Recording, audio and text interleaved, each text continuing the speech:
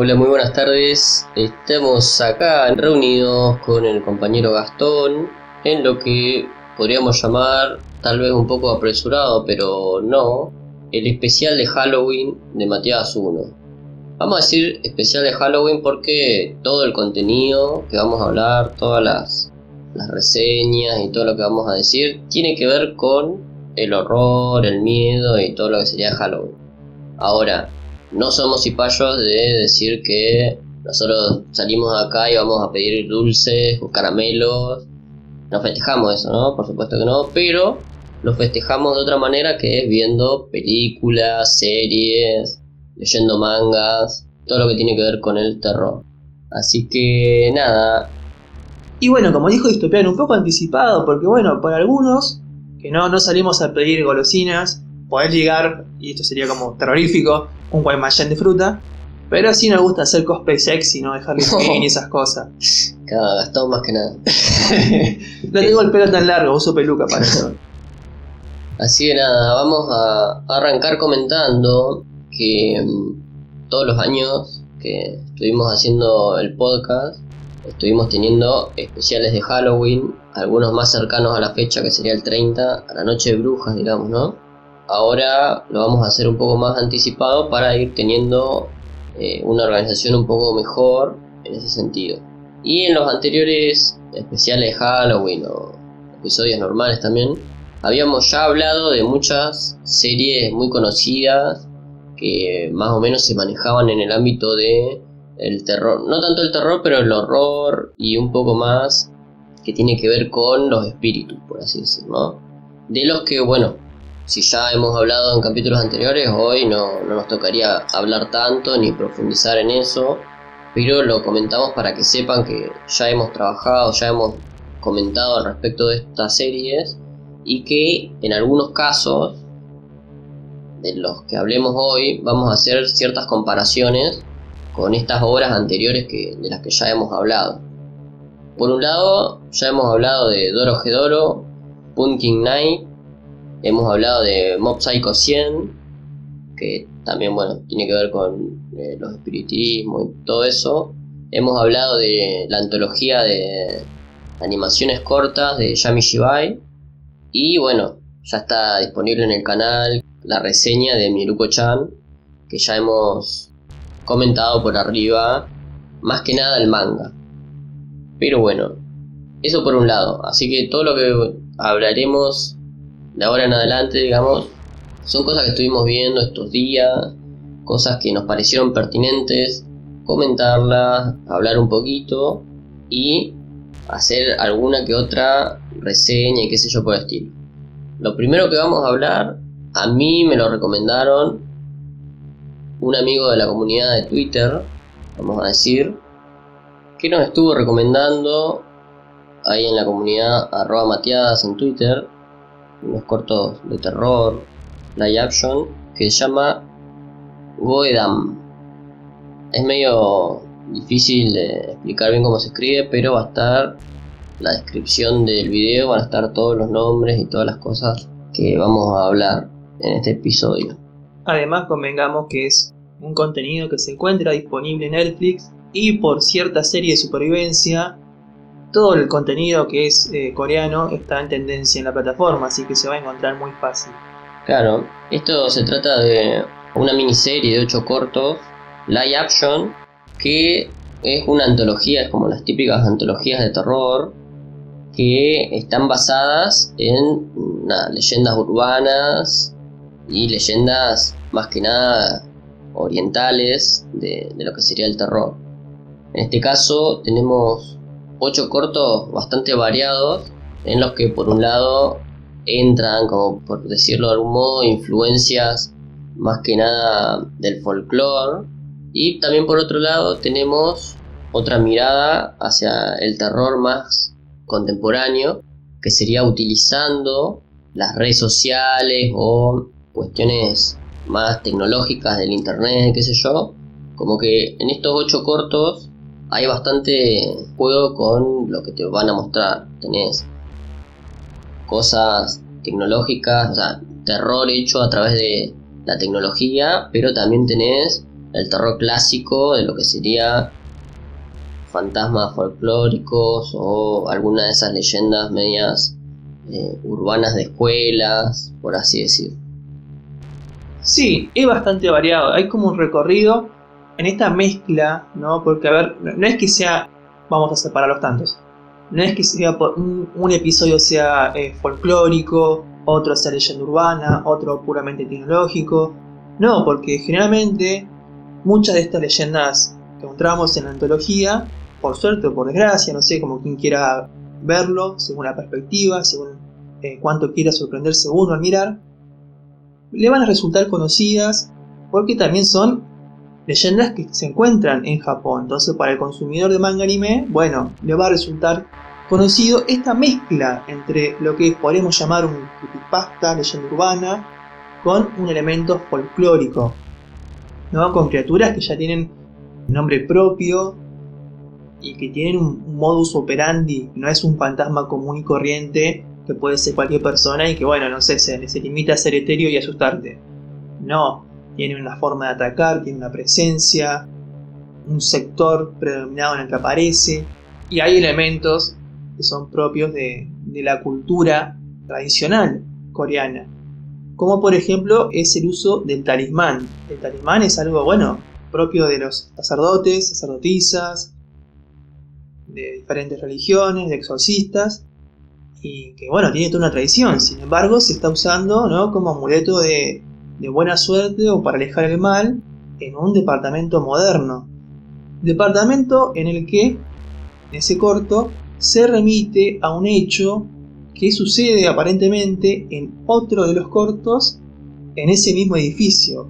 Y eso es un elemento interesante, que si bien es como un dato de color, anecdótico que está como ahí de fondo, la antología pasa toda en el mismo universo, se comparten espacios. Hay 2 o 3 episodios que suceden dentro de la misma escuela. Incluso, si uno presta atención, ve que los personajes de un corto pasan por detrás, ¿no?, por el fondo, en el otro corto que también sucede en la escuela. O se ven las imágenes que cobran relevancia en un corto, fotos de estudiantes particulares, se ven en otro corto. Y así se va formando como una alimentación, ¿no?, que, bueno, está bueno en esta época en la que se le da tanta relevancia al easter egg, a la referencia, al intertexto propio de este microuniverso. Por un lado tenemos, bueno, entonces lo que dijimos, la mezcla de lo tradicional con lo moderno, con la vida familiar de una familia tipo en un edificio. Después tenemos las típicas leyendas urbanas, ¿no?, lo que era, creo que cabe, ¿no?, señalar la diferencia entre lo que es una leyenda urbana que lo que es actualmente un creepypasta.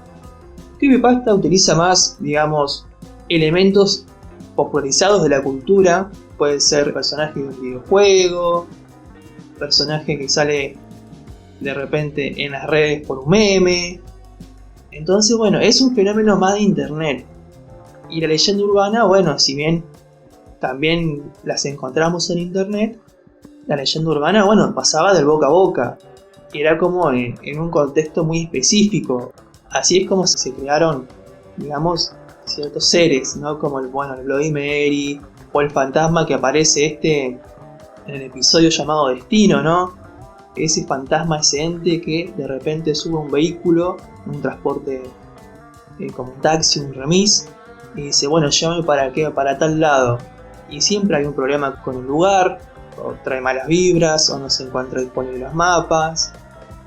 Y esa es una leyenda que encontramos en Corea, aparentemente, en Japón, acá en Latinoamérica también, ¿no? El típico fantasma que te sube un taxi y llegamos al cementerio, ¿viste? Claro, ¿qué no le pasó? Sí.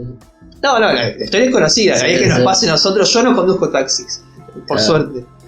Pero, ¿viste? La típica, bueno, te dejan en el cementerio y desaparece, ¿no? O el fantasma dice, llámate a la casa. Bueno, ¿sabes qué? No tengo plata, bancame acá un cachito. Entra a la casa el fantasma y después el taxista golpea porque la mina no sale. No, fulana murió hace 50 años. Claro, las típicas. Las típicas que nos pasan siempre, ¿viste? Entonces, bueno, tenemos estas cosas que son de leyenda urbana. El fantasma en el taxi es como más globalizada. Después tenemos leyendas urbanas más de contexto asiático, como es el fantasma que te va golpeando las puertas de los baños públicos. La aparición de este ente medio a lo Sadako, ¿no? Que está todo como medio contorsionista, con el pelo largo, oscuro, tapando la cara. Claro, lo bueno que tiene esta serie live action, que me parece que creo que no hay CGI, creo que es todo efectos prácticos, creo, tampoco quiero decir nada que no sea, pero que los monstruos que se te presentan, personas poseídas o espíritus o monstruos, están muy bien logrados. Me parece que, está bien, la serie es del 2020, ¿no? Pero me parece que, por un lado, no ves que el monstruo es muy artificial, y por el otro lado tampoco ves que no se llegue a dar tanto el suspenso o el miedo. A mí me parece que está bastante equilibrado lo que sería, no sé si el maquillaje o la cuestión de lo monstruoso, con el suspenso que saben crear y con la historia que están contando, ¿no?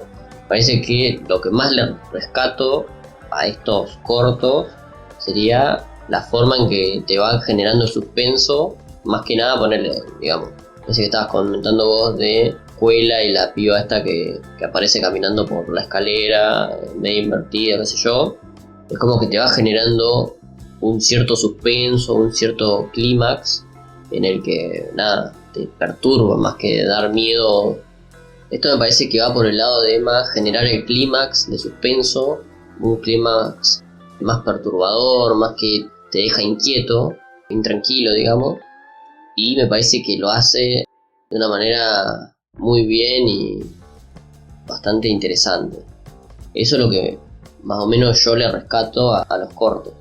Que también se puede hablar, se puede decir que son historias que ya medio de acervo popular, como que ya un par se conocen, como decía Gastón, por las típicas leyendas urbanas que son casi globales. También otras, por otro lado, que ya hemos visto, como por ejemplo en Yami Shibai, la del pergamino, hay una escena no igual, pero medio parecida. En Yami Shibai hay un chabón en un departamento que saca el sello el pergamino, debajo de una mesa, y acá en Boedam el pergamino se cae y bueno, dejan pasar a los espíritus que estaban ahí, ¿no? Es como son versiones diferentes, pero es más o menos por ese lado. Y después en Boedam tenemos la versión del ascensor, que también está en Yami Shibai. A mí me parece de Yami Shibai uno de los episodios más top que tiene, incluso me perturbó muchísimo a mí mucho tiempo. Me parece que acá se lo retoma a ese relato, pero no me parece que lo retoman mal. Digamos que lo retoman y agregan un par de cuestiones que en Yami Shibai llega a la parte del ascensor y, digamos, el ambiente se va generando con una muñeca o con un chabón que está ahí. Acá es como que más solo, y al final se le da una especie de plot twist, no sé, como que te deja pensando, como que te deja vos regulando un poco de qué es lo que realmente pasó. Entonces me parece que retoma esos relatos, pero para agregarle más situaciones, para mejorarlos o incluso para recontarlos de una manera, con una narrativa un poco más interesante. Sí, primero, para dar fe de las palabras de Listopiano, aclarar, señalar que jamás en mi vida, en todo lo que yo voy a conocerlo, lo he visto subirse un ascensor. Así que imaginen lo que el trauma que le generó el episodio de Yami Shibai. Sí. Eso es verdad. Lo he visto subir al piso 85 un edificio caminando y bajando por la ventana. Bueno, así re creepy, ¿viste? Onda Drácula en la película de Coppola, cuando se trepa por el castillo, ¿viste? De cabeza. Sí, te genera esta inquietud, te deja esta vuelta de tuerca que te deja pensando al final del corto. Por esto que dice de reinventar un poco la formulita. Por mencionar algo más, o sea, Listopiano mencionó el episodio del ascensor.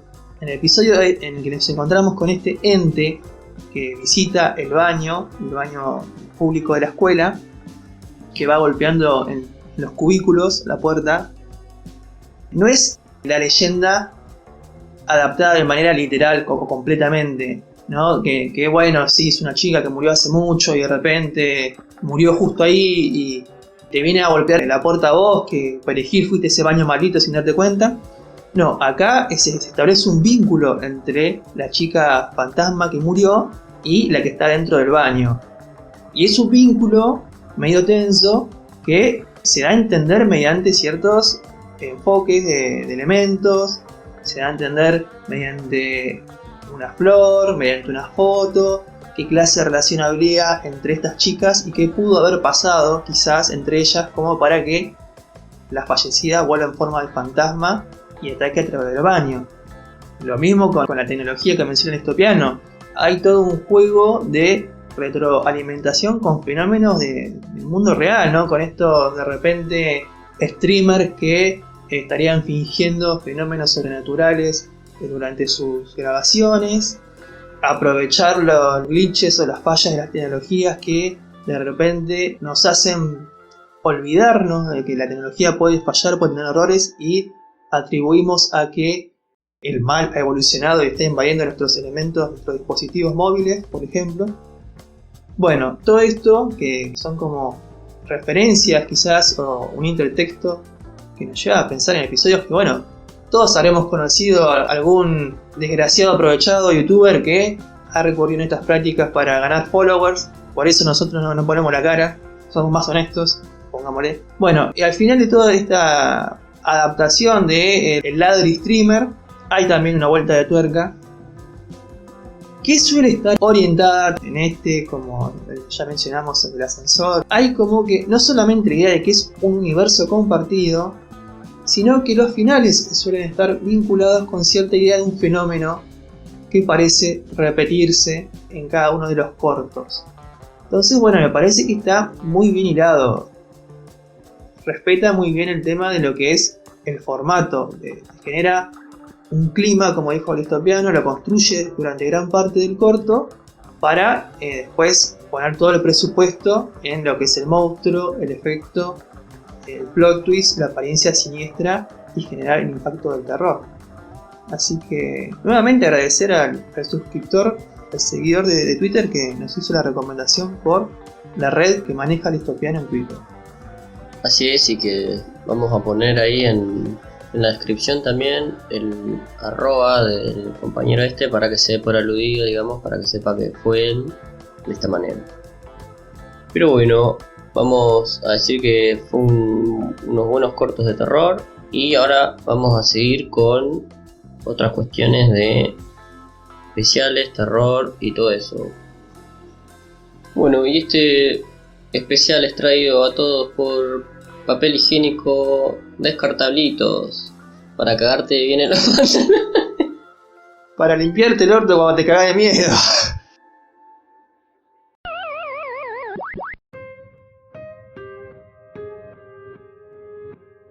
Sí, bueno, retomando, estábamos diciendo que habíamos ya hablado un poco de lo que era la historia de Mieruko-chan, más que nada el manga, todo lo que tenía que ver con la historia, los personajes, etcétera, etcétera, etcétera. Pero bueno, se estrenó la animación, la adaptación animada, con algunos cambios, ahí más o menos en el medio, cambios también por el estilo artístico, se estilizó un poquito más. A mí, por un lado, no me gustó tanto ciertas secuencias de la animación, pero nada, es una adaptación que tal vez a la mitad de las personas le guste, a la otra mitad no tanto, porque se estuvo hablando mucho de la cuestión del ecchi, que puede ser que para muchas personas que están esperando solamente secuencias de miedo, secuencias de mezclar la comedia y el miedo, el horror, se encuentren con que, bueno, de pronto te ponen en la pantalla ciertos atributos femeninos de golpe, gratuitamente, que creo que a ciertas personas como que le choca, ¿no? A mí no me pareció tan malo, porque si uno ve el manga o si uno vuelve a la historia base, digamos, hay ciertos momentos en los que se juega con la tensión entre personajes femeninos. Miko le ve las tetas y le dice que tiene tetas grandes, como que son elementos que están dentro de la historia y que sería un error de la animación eludirlos o sacarlos, qué sé yo. Yo creo que tiene más que ver con la historia en sí y no tanto con el fanservice, no tanto con querer vender cuestiones de miedo sexualizándolos. Creo que tiene un poco más que ver con la inclusión de estos temas dentro de la animación y la adaptación. Sí, me parece que no es un accesorio, no es un elemento completamente aleatorio, ¿no? O azaroso que podría omitirse. Es parte esencial de la trama. Uno no entiende el mensaje de Miruko-chan si no puede dimensionar la importancia y la ricura del culo de Miko. No, aparte, digamos, casi siempre, yo no me quiero poner muy técnico, ¿no? No quiero entrar en el Eros y el Thanatos, no quiero entrar entre la relación entre lo que serían las tensiones de muerte con el amor, el sexo, todo esto. Pero en la cultura del cine, en la cultura pop y qué sé yo, está esta mezcla de el horror, pero también mezclado con las cuestiones sexuales. Tenemos en los slasher de los 80, 90, la mitad de estas cuestiones tenía personajes que tienen relaciones sexuales, personajes que un personaje prototipo sexualizado tiene cierta relación, o que, digamos, en su origen se vendía de esa manera. Los prototipos de personajes, yo creo que es algo medio del género, digamos, propio del género, que uno puede tomarlo o no. Por ejemplo, tenemos obras anteriores que tratan la cuestión de el ver fantasmas y no sexualizan nada, como por ejemplo Mob Psycho 100 trata de un pibe que ve fantasmas pero es psíquico y que combate fantasmas, ¿no? No sexualiza nada, está todo bien. Pero después también tenemos Miruko, que es una piba que ve fantasmas, no es psíquica, no los combate a los fantasmas, pero tiene esta cuestión de que tiene la comedia un poco más arraigada, va más por otro lado, y que al mismo tiempo se le suma un elemento más, que es mostrar escenas un poquito levantadas de tonos, que sin embargo yo creo que son las menos, porque hay otro estilo de animaciones y mangas que lucran con la cuestión del fanservice, lucran con el exceso de lo que muestran, con hacer pasar una escena desafortunada o una escena cómica por escenas de revelaciones de partes del cuerpo de índole, no sé, pajeriles, digámoslo. Entonces como que en Miruko no se ve tanto, pero entiendo que haya gente que le molesta, más que nada la gente que no tuvo contacto con el manga, más que nada la gente que no sabía bien de qué iba esta historia. Pero me parece que tampoco viene a desmedro tanto de la historia. Me parece que es algo que es un elemento más. Es como decir, bueno, después hay un personaje que, por ejemplo, no se sabe, o en un primer momento no se sabe si mata gatos o no, y van a saltar los protectores de animales a decir, no, hay uno que mata gatos, cuando realmente la historia no se termina de cerrar, ¿no? Yo creo que estos elementos que hay dando vueltas ahí son los que menos importancia se le da, o sea, se le da una importancia pero no tanto, y creo que el foco está puesto más en las cuestiones de a esta piba le pasa esto y qué hace al respecto. Combate con los espíritus, los ignora, cómo se libra de este tipo de situaciones, qué sé yo, inconvenientes que se le ocurren, cómo se van sumando estos nuevos personajes que aportan o no aportan a la trama, o no aportan a la cuestión psíquica o fantasmal, por así decir.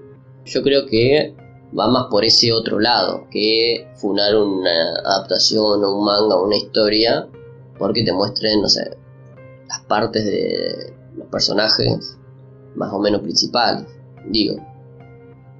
Coincido con que no debería afectar la opinión general del anime. Sí me parece curioso que si bien el manga habilita el tema de un poquito del fanservice, del ecchi, que como dijo Distopiano también insinúa una relación de Yuri, ¿no? Entre las dos amigas, mejores amigas. Me parece curioso y entiendo que de repente hasta alguien que lee el manga se puede llegar a molestar si es un purista de las adaptaciones. Porque, bueno, lo que habilita el manga es digámosle, la sexualización de Hana. Y acá las escenas que se suman son para sexualizar de algún modo a Miko. O sea, eso es lo curioso, ¿no? Que se agregue a la sexualización otro personaje. Sin embargo, recalcamos, no incide, no debería incidir en el impacto general. Me preocuparían más a mí personalmente otro tipo de cambios que se debe más con el formato elegido para este anime. Porque convengamos que si uno leyó el manga, con la cantidad de páginas que tiene cada capítulo y con la rapidez con la que se lee, uno creería que se adaptaría mejor a una serie de corta duración como Goku Yofudo, Yamishibai, ¿no? Donde cada episodio es breve. Y acá nos encontramos con un anime que tiene una duración de entre 20 y 25 minutos como episodio tradicional de anime. Y bueno, ¿qué pasa con eso? Y que lleva a que se agregue cierto material. Por un lado me parece un acierto que se explaye lo que se presenta en estos programas de terror que se ven dentro del mundo de Miruko-chan. Porque a ver, en el manga se juegan con que son fotos, imágenes, bueno, acá ya se juega con contenido de video y se hacen referencias, porque bueno, para mí este primer segmento que se muestra es como muy parecido a la aparición de Sadako de la llamada, ¿no? Arrastrándose. También, bueno, es como un ente muy ya particular de Japón, ¿no? La mujer con el vestido largo, el cabello oscuro que le cubre la cara, el ojo saltón, da lugar a muchas historias. Pero bueno, lo que sí me preocupa es, en ciertos aspectos, la presencia anticipada, prematura de ciertos personajes, que no sé con qué finalidad será. Por lo menos uno de ellos me da la idea de que se dejen indicios de lo que va a ser un plot twist más adelante, como para decir, bueno, tiene sentido porque en estos primeros episodios pasó esto y esto, entonces la revelación no es tan repentina como sí sucede en el manga. Con otros personajes no sé por qué se anticipó. Yo creo que tener todos esos elementos que vos estás comentando, ¿no? Que en la historia base son más que nada breves, que son también medios autoconclusivos por un lado.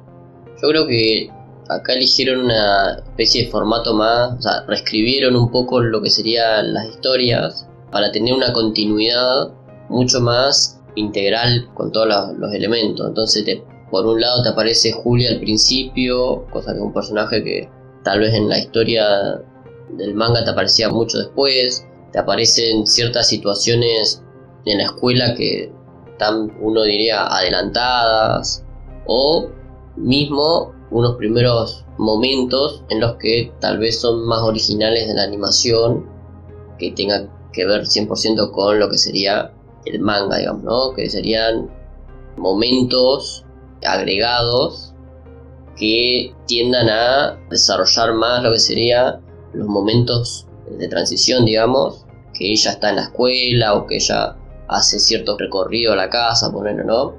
Yo creo que hay una especie más de reescritura a favor de la continuidad de la historia y no sigue tanto fielmente la historia del manga, que es lo que sería lo más breve, lo más autoconclusivo, la historia aparte, ¿no? Que capaz que en el manga vos ciertas historias en el medio las podés ir trocando de lugar o no, porque hay algunas que son medias autoconclusivas. En este caso capaz que te la van hilando un poquito mejor con la historia como para que tenga una continuidad cronológica mucho más fuerte. Que si bien son rasgos que uno que leyó muy hace poquito el manga puede notar, porque son prácticamente visibles, no se ven tanto, no son tan chocantes, digamos, no quedan ahí bollando, que vos decís, no, esto cambiaron todo el manga por esto, no. Son pequeños agregados que tal vez mejoran por ahora lo que sería la narrativa y la linealidad de la historia, o tal vez más adelante ya esta misma cuestión de que en, no sé, 5 episodios de anime te adaptaron la mitad de la historia del manga, entonces ¿por dónde van a seguir, digamos, no? Pero bueno, yo creo que también hay un pequeño cambio, creo, esto ya mi memoria no me no sé si me fallo o no, pero creo que el pelo de la protagonista al final termina como en puntas de colores o algo así, cosa que en el manga creo que es todo negro y medio que no se ve que tenga otro tipo de tonalidad. Entonces estamos viendo que hay ciertas mejoras, ciertos retoques en la animación y que tal vez vaya para un terreno o no. Sí, en ese sentido lo mismo ocurre estéticamente con Julia, que Julia creo que es completamente rubia en el manga, en las páginas a color, y acá también encontramos un tono en las puntas de su pelo. También, a ver, convengamos que hay un accionar curioso que lleva a estilizar, no sé con qué intención, es justamente esta historia que sería como de terror, sobre todo con el opening, ¿no? Que es muy colorido, que en vez de las clásicas auras tenebrosas y oscuras que delatan la presencia de entes espectrales, nos encontramos con estas manchas de pintura, ¿no? Como que cada mancha vendría a representar una presencia con la que lidia Miko, y que bueno, al final del opening termina como cubierta en pintura. Y ahí quizás pueda darte la razón con respecto a que en este formato quieren dar una continuidad, un hilo que atraviese toda la temporada, porque al final del opening ella termina frente a una pared que a mí me remitió a una pared que cobra mucha importancia en el manga, que se relaciona con la formación de filas. ¿Filas hacia dónde? ¿Filas de quién? Bueno, ya lo verá quien mire el anime y ya lo sabrá quien haya leído el manga. Claro, así que bueno, ahora vamos a saltar para dar un pequeño agregado al especial este que estamos realizando, este especial de terror y qué sé yo. Un pequeño agregado de Miruko-chan, que en el manga tiene un pequeño crossover con lo que sería el fantasma este Ju-on, o algo así, Ju-on o como quiera llamarse, ¿no? Las entidades pertenecientes a la saga de películas que por acá en Occidente se conoce como The Grudge. El grito. Claro. No el cuadro, el grito. Que es parecido, te digo, guarda, tranquilamente sí, pasa sí. por Ente Nippon. Pero bueno, este pequeño especial es de 2020, tiene tan solo 9 páginas, también fiel a las cuestiones breves, ¿no? Tiene 9 paginitas solas y te cuenta una historia aislada también de Miko, la protagonista, paseando por ahí. De pronto ve un niño que le pide ayuda y se va tejiendo una cuestión ahí para una casa, y de pronto nos damos cuenta que está entre medio de, nuevamente, como también pasa en el manga, como también va a pasar en el anime, en una situación en la que no sabe qué hacer porque hay fantasmas. Y ella, en lugar de ignorarlo como siempre lo hizo, no se dio cuenta en este caso y accedió a ayudar, que también pasa en el manga, ¿no? Tiene dos vertientes la historia de Miruko. Por un lado sería la de ignorar entes oscuros, que serían espíritus que uno podría apresuradamente llamar malignos, y también por otro lado ayudar a estos espíritus que son más claritos, son más del color blanco, ayudarlos a realizar ciertas acciones que no pudieron realizar antes. Entonces tenemos uno de los casos que ya habíamos hablado en el podcast anterior, como la de ayudar a un anciano, ayudar, qué sé yo, a personas o espíritus que no pertenecen a este color más oscuro, más tenebroso, no están tan deformados en ese sentido. Y en este caso Miko, a raíz de eso, se confunde, y creyendo que estaba ayudando a un niño real de carne y hueso, de pronto nos damos cuenta que estaba ayudando a este niño Ju-on. Es un especial cortito Claro. que se lea. Sin embargo, no me parece del todo fortuito este crossover, porque convengamos que bueno, ya hubo referencias a Ju-on en lo que fue el manga y en este primer episodio de anime. De algún modo, con la icónica aparición del niño bajo las sábanas, ¿no? Ahí tienen una referencia. Entonces no me parece del todo fortuito. Lo que sí me gustaría agregar a lo que ya mencionó Distopiano, en la diferencia entre seres, digamos, buenos y con asuntos pendientes, seres oscuros y malignos, es que, bueno, justamente estas entidades de Ju-on son un punto intermedio, porque tienen como su aspecto de fantasma medio normal con asuntos pendientes y luego tienen su otra forma. Claro. Que es lo que en el manga también habilita ciertas confusiones de Miko. Y que bueno, es donde la pone en una encrucijada, porque bueno, ahí ya donde le habló el fantasma, lo vio, ya no lo puede ignorar. Entonces tienen que encontrar una forma de lidiar. Ya sea de escapar, ya sea de ayudarlo. Que bueno, que eso es algo que ocurre, digamos, en el punto medio del manga, ¿no? Pasa de ignorarlos a querer ayudarlos de alguna forma. Bueno, entiende Miko que estos entes tienen la oportunidad de pasar a otro plano. Entonces, bueno, se pregunta si acaso ella es capaz de hacer algo con esta habilidad que no sabe de dónde sacó, que no sabe por qué tiene. Y bueno, y ya después es como que en los últimos capítulos del manga se pierde un poco la cuestión autoconclusiva para entrar en lo que sería ya un verdadero arco de la historia. Todavía no concluye en el manga y que mucho menos no se ha alcanzado a abordar en el anime, así que también lo dejamos como una futura sorpresa para quienes estén interesados en la historia de esta chica que puede, pero no quiere ver fantasmas.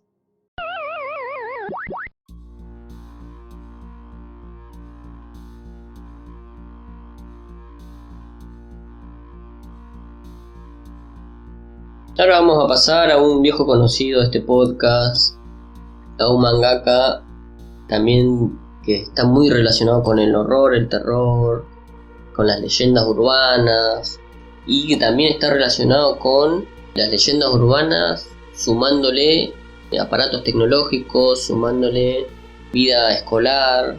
Es como que nuclea todo lo que estuvimos hablando en el podcast hasta ahora. Lo hace este chabón que se llama Honda Shingo, autor de Psycho Kuro, una obra que ya hemos reseñado acá en el podcast, que también era de terror, horror, desmembramientos, matanzas y todo por el estilo. También autor de Hakaiju, es el manga por el que más se lo conoce, ¿no? Hakaiju es el manga un poco más popular que tiene, más extenso que tiene por el momento. Y en este caso vamos a hablar de Kiriko, una historia con su respectiva secuela que tiene un poco de similitudes a Psycho Kuro. Kiriko es como la fuente, después la secuela sería Kiriko Kill. Pero bueno, Kiriko es del 2014 y es una miniserie de manga horror con apenas 5 capítulos.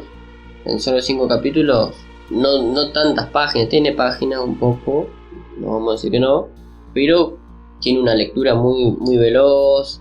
El dibujo, como ya hemos visto anteriormente en Psycho Kuro, en Hakaiju, el estilo artístico que tiene tiende más al realismo, a calcar, digamos, las constituciones de las personas lo más real posible, y por ende muchos de sus monstruos, de sus entes oscuros y siniestros son bastante horribles en el mejor de los sentidos, digamos, ¿no?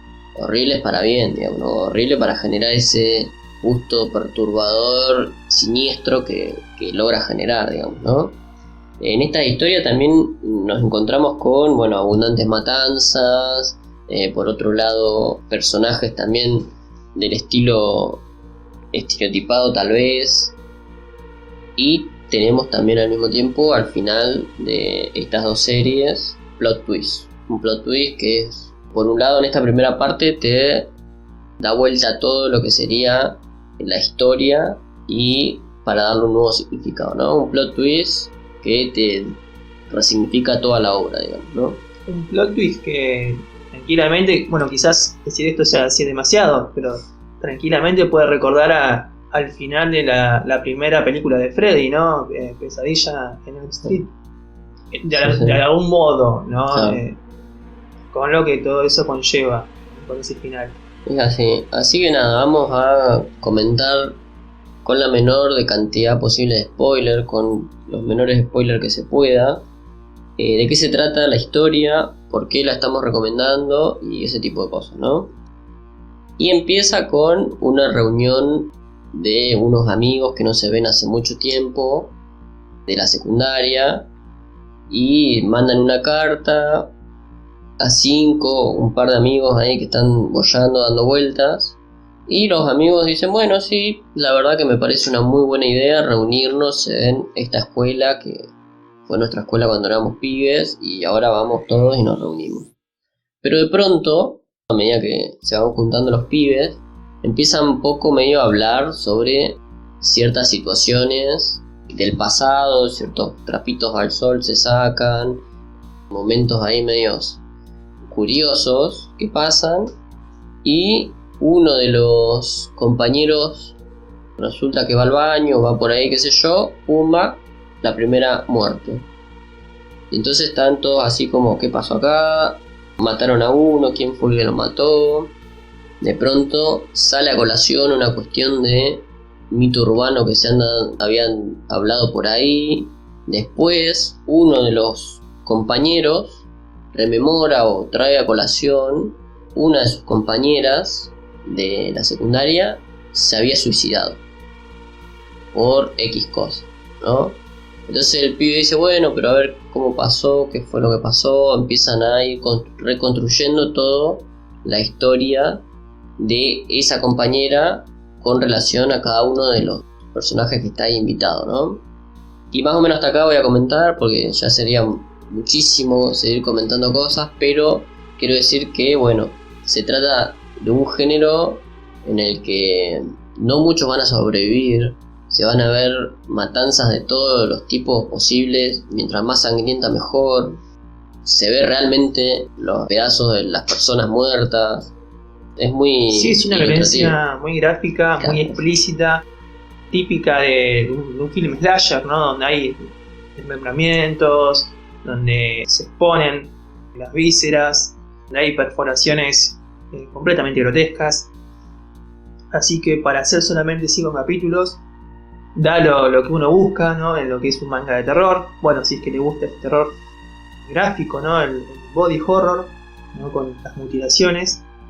Y bueno, como dijo Distopiano, que hizo una introducción muy bien al motivo que lleva a que la historia comience, es una reunión de estudiantes en un colegio. Y tirando como pincelada de las temáticas, nos encontramos con un recuento de vida, porque claro, ellos después de tantos años sin verse, rememoran lo que pasaba durante su vida escolar, y ahí saltan los problemas que hubo en lo que aparentemente en principio te dan a entender, ¿no? Como que fue una vida estudiantil idílica, pero después salta que hubo problemas de bullying y que bueno, que toda esa reunión es una tramoya para un acto de venganza y para que se revele la verdad detrás de esa farsa, la vida estudiantil de una escuela que tuvo que cerrar por este aparente suicidio y que bueno, ya con eso se convierte en un escenario tétrico, abandonado, que está alejado, y que con esto volvemos a los factores clásicos y confiables para aislar a los personajes y que no puedan huir y pedir ayuda, que es, bueno, está muy alejado de la ciudad, el camino está bloqueado y los teléfonos por supuesto no tienen señal, porque si hay algo más inútil que una bocina de avión es un teléfono en una película de terror, jamás funciona. Sí, es así. En esta primera parte tenemos que el monstruo, digamos, Kiriko, el ente que está haciendo estas cosas, tiene un diseño bastante interesante y definido, y se le ven un par de poderes, así nada, digamos, super fuerza para desmembrar personas, por así decir, ¿no? Pero en la continuación, que se llama Kiriko Kill, el autor dibuja o da a conocer esta obra 4 años después, en 2018, ya con un poco más de capítulos. En la primera parte teníamos 5, esta tiene 8.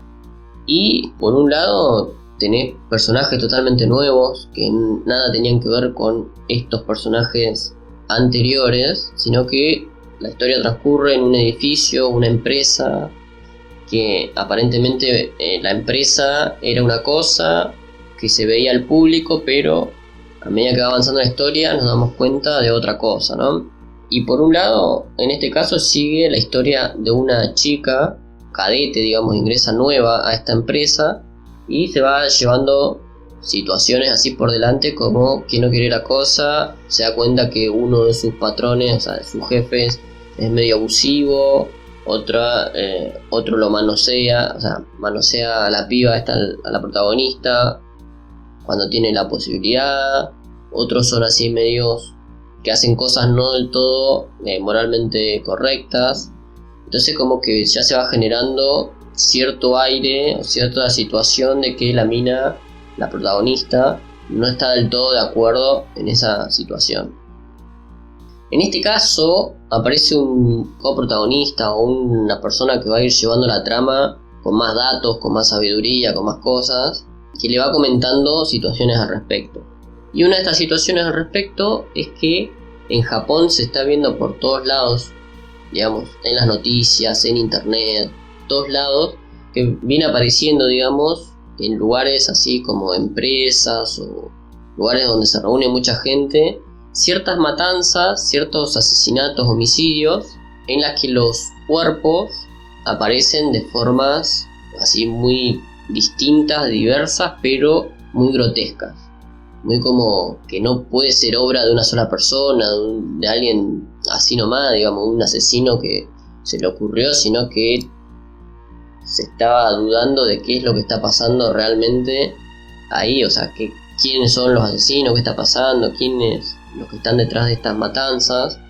Y este nuevo integrante de la empresa, digamos, empieza a ir uniendo datos, empieza a ir hablando con estos personajes de la empresa, con esta protagonista, empieza a hablar y tratar de decir qué es lo que está pasando.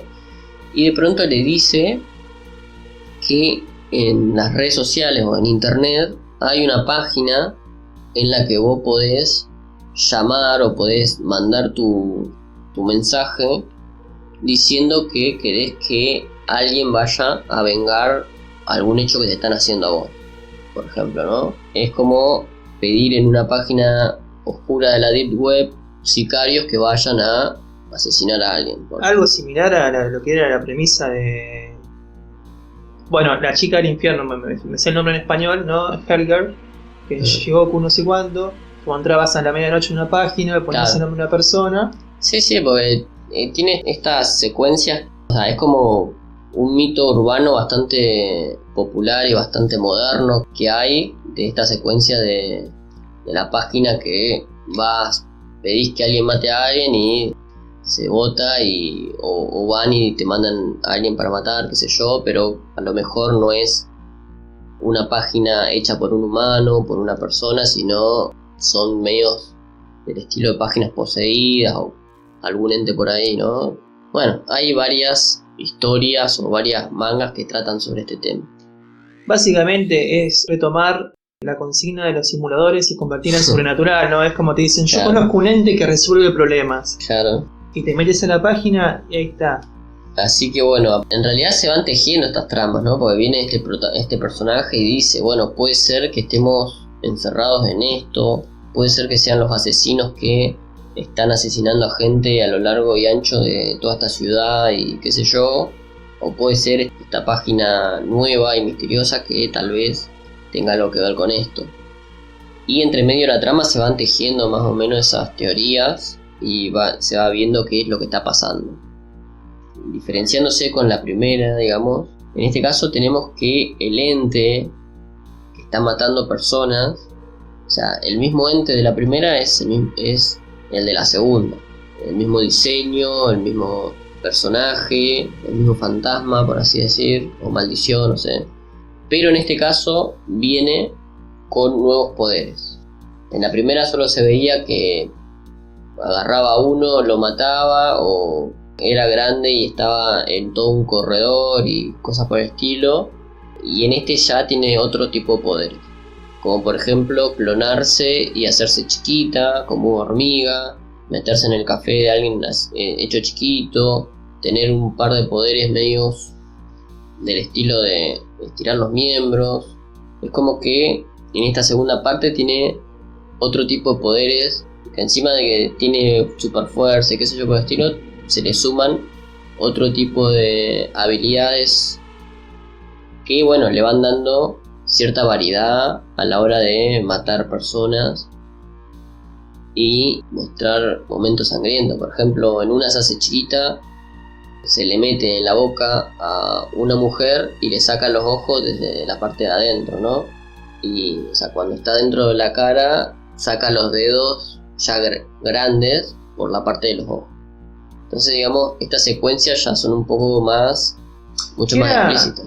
Era lo que le pedíamos a Ant-Man para que derrotara a Thanos, ¿no? Todos decíamos, metete dentro del culo de Thanos, creces y lo reventás. Se acabó la guerra del infinito. Es que sí. No pensaba como pensaba este ente.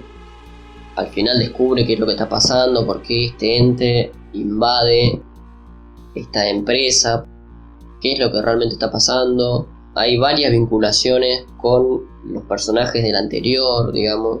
Hay 2 o 3 personajes del anterior que son nombrados de alguna u otra manera, y este coprotagonista nuevo que aparece acá tiene una relación de parentesco con alguno de los anteriores personajes que habíamos visto en la parte 1.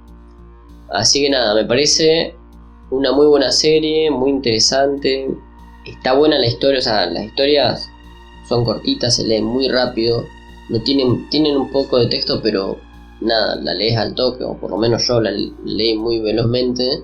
Y tiene cosas interesantes como el estilo artístico de este mangaka, que para mí siempre desde Hakaiju, que fue lo primero que le leí, me pareció que tenía mucho potencial, no solo a nivel de realismo de parte de los personajes, sino con todos los fondos, con páginas dobles, bueno, todas las cuestiones que tienen que ver con el dibujo. Que intenta acercarse a cierto grado de realismo, como para que también las muertes, que como ya dijo Distopiano, son bastante visuales, ¿no? Son bastante grotescas, tengan un impacto aún mayor. Y bueno, y lo que dijo Distopiano, ¿no? Que hay una noción en este mundo de Kiriko tan realista que al toque, cuando nos encontramos con estas matanzas, con desmembramientos tan impresionantes, ya se descarta de que el asesino sea uno solo o de que por lo menos sea humano. Ya se tiene la noción de que, por dar un ejemplo, para arrancar una cabeza necesitas una fuerza sobrehumana, descomunal, que no lo lográs de un solo golpe, no lográs un corte limpio, así como de repente pasan en películas que con una espada, viste, te cortan en una cabeza como si fuese una feta de jamón. No, hay como cierta noción de realismo dentro de este mundo, donde sería un mundo de lo extraño, donde no se da por aceptado lo sobrenatural, es algo que de repente ingresa en la historia. Denle una oportunidad porque, bueno, lo bueno y breve, 2 veces bueno, es lo que siempre digo en la cama. Claro que sí. No me queda de otra.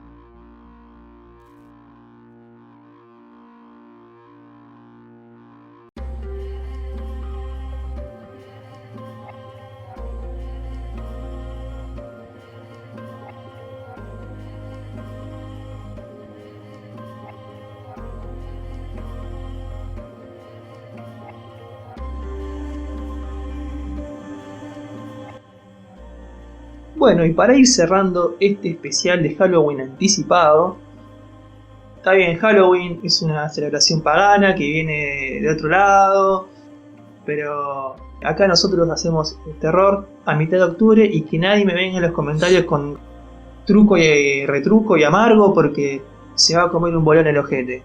No, porque sí, acá esto apenas se me cae de risa, pero a mí me da por los bajos, por no decir por las pelotas, pero lo acabo de decir. A ver, todos nos ponemos en patriotas, ¿no? Halloween de afuera, no se celebra, pero bien que todos después celebramos San Patricio, Oktoberfest, cualquier excusa para chupar. Entonces no me vengan con que Halloween es antipatriótico, ¿no? Anticultural. Bueno, no, vamos a terminar este especial hablando de una película animada, porque bueno, ya hablamos de lo que es anime, ya hablamos de lo que son cortos live action, hablamos de manga, así que ahora vamos a hablar de anime pero en versión película, una película corta del año 2005 llamada Kakurembo.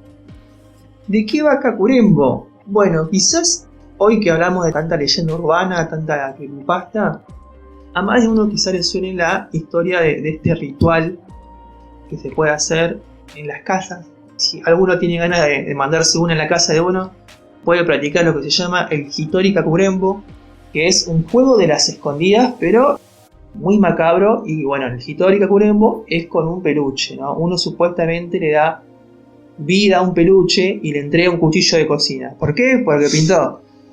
Pero bueno, acá es el Kakurenbo, es las meras escondidas. Pero es una versión particular de Kakurenbo que se llama Otokoyo. Entonces nos encontramos con la historia, el mito de que hay una ciudad escondida, media en ruinas, media particular, parecida a la ciudad de Kowloon, que era esta ciudad con las edificaciones como muy cerca, ¿no? Donde no entraba la luz del sol, muy laberíntica, con muchos pasillos, ¿no? Tipo, a grosso modo, comparando con una favela, con una villa. Bueno, pero nos encontramos con esta versión con muchos elementos tradicionales culturales japoneses. En esta ciudad se practica este Otokoyo, donde se juntan a jugar 7 pibes que van a ser los que se escondan y bueno, van a ser buscados por alguien que es denominado el Oni, ¿no? Y un grupo de 4 demonios. O sea, tenemos esta versión del Kakurenbo. La misión es sobrevivir hasta el día siguiente, ¿no? Porque se juega de noche. Y bueno, se supone que si sobrevivís hasta el día siguiente, el juego se acaba, ganás y vivís para contarlo. Que parece poca cosa, pero es toda una hazaña, porque entre estas inconsistencias o incoherencias que suele haber en las películas de terror con las leyendas, es como, y nadie vivió para contarlo. ¿Y cómo se sabe la historia? Bueno, en este caso, en el Kakurenbo, se dice que todos los niños que han participado han desaparecido. Entonces, primera pregunta es, ¿por qué carajo los pibes quieren jugar a esto? Bueno, la primera respuesta llegaría de mano al protagonista, que es un niño que juega con la esperanza de recuperar a su hermana que ha desaparecido jugando al Otokoyo. Entonces, bueno, por lo menos él tiene un motivo de peso, más allá de, mirá, la tengo re grande y participo en esto porque me dan los huevos. Entonces, a mí lo que me llamó la atención en primer lugar es esto de una película anime de terror que incluya niños. Porque bueno, tenemos dramas potentes que incluyen niños, como es La tumba de luciérnagas. Tenemos historias medias fantásticas, tenebrosas, como bueno, el distopiano mencionó Mob. Tenemos la presencia de niños, pero no en historias que sean puramente de terror. Esto es algo más occidental y que me alegra encontrar de repente en anime, porque bueno, es mucho más sencillo crear un clima, es mucho más fácil preocuparse por un niño, porque bueno, generalmente suelen estar indefensos, no tienen manera de protegerse ante un terror, ante ponerle un atacante adulto, ya ni siquiera hablemos de una entidad demoníaca y sobrenatural. Entonces, bueno, tenemos a estos 7 protagonistas, estos 7 niños, que lo particular del Otokoyo es que participan utilizando máscaras de zorros, que ahí bueno, ya tenemos toda una mitología japonesa detrás, ¿no? Porque bueno, del zorro de 9 colas que puede transformarse, ¿no? El engaño, que serían herramientas muy útiles en esto de esconderse, como para pasar desapercibido. Claro que el tema de la máscara es meramente simbólico, o sea, los niños están completamente desprotegidos, que sin embargo tienen unos huevos así de grandes como para participar y enfrentarse a demonios que tienen una mezcla, de vuelta, ¿no? Retomando temáticas de hoy, que mezclan lo folclórico con lo moderno, ¿no? Demonios con cuchillos y delantales de cocina, pero con cabeza de animal. De repente tenés el clásico demonio con la rueda en la cabeza, el demonio con cabeza de león, el demonio con forma de perro que tira la carreta. Si bien tienen como un diseño medio entre CGI, ¿viste? Y medio digital y clásico, o sea, es medio difícil saberlo, por lo menos para mí que no sé de animación. Son diseños muy imponentes, de gran tamaño, muy oscuros, con ojos brillantes. Entonces son diseños muy característicos y que se te graban en la memoria. Y creo que es lo más destacable de todo este film. Film cortito que dura 25 minutos.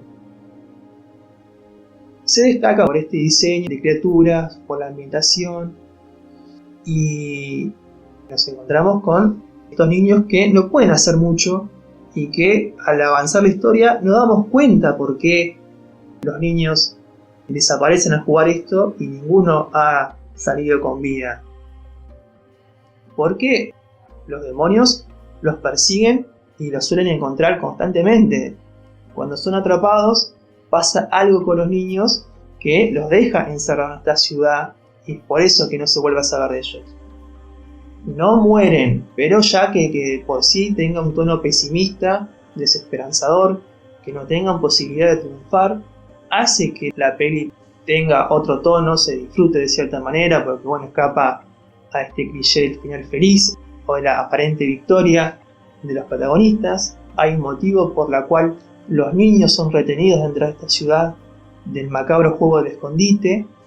Y hay un plot twist con la figura principal antagonista del Oni, que no sería un Oni entendido como ogro, ¿no? Como sería la palabra japonesa, con la figura típica del demonio de cuernos, ¿no? Del infierno, sino que, como es el Otokoyo, es como una personificación del sordo de 9 colas y tiene una función ahí dentro de esta ciudad que es mantenerla viva a través del juego.